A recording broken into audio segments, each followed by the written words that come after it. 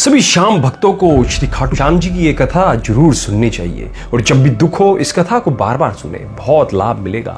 महाभारत काल में लगभग 5,500 वर्ष पहले एक महान आत्मा का अवतरण हुआ जिसे हम भीमपौत्र बर्बरीक के नाम से जानते हैं। महिसागर संगम स्थित गुप्त क्षेत्र में नव दुर्गाओं की सात्विक और निष्काम तपस्या कर बर्बरीक ने दिव्य बल और 3 तीर व धनुष प्राप्त किए। कुछ वर्ष उपरांत कुरुक्षेत्र में उपलब्ध नामक स्थान पर युद्ध के लिए कौरव और पांडवों की सेनाएं एकत्रित हुई।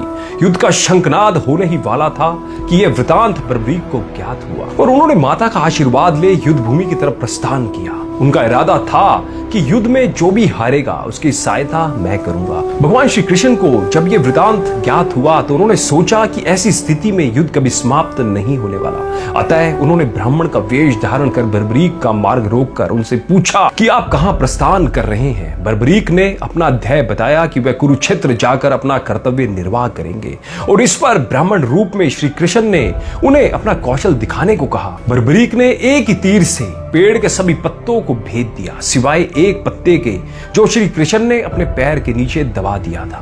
बर्बरीक ने ब्राह्मण रूपी श्री कृष्ण से प्रार्थना की कि वह अपना पैर पत्ते के ऊपर से हटाए, वरन आपका पैर घायल हो सकता है। श्री कृष्ण ने अपना पैर हटा लिया। बर्बरीक ने कहा, हे यजमान, आप जो चाहे मांग सकते हैं, मैं वचन का पूर्ण पालन करूंगा।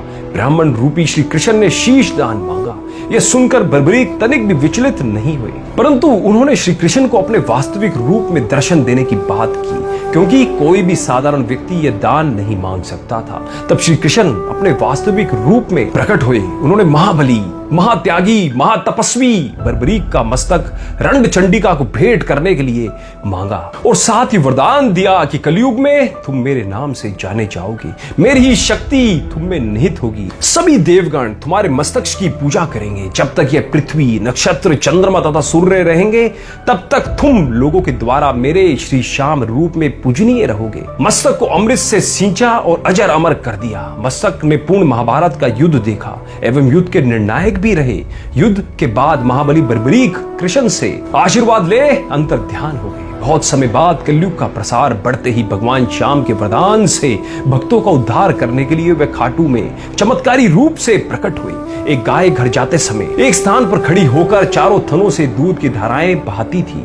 जब ग्वाले ने यह दृश्य देखा तो सारा वृतांत भक्त नरेश यानी खंडेला के राजा को सुनाया। राजा भगवान का स्मरण कर भाव विभोर हो गए। स्वप्न भगवान श्री श्याम देव ने प्रकट होकर कहा, मैं श्याम देव हूँ। जिस स्थान पर गाय के थन से दूध निकलता है वहां मेरा शिलाग्राम शिला रूप विग्रह है। खुदाई करके विधि विधान से प्रतिष्ठित करवा दो। मेरे इस शिला विग्रह को पूजने जो खाटू आएंगे उनका सब प्रकार से कल्याण होगा।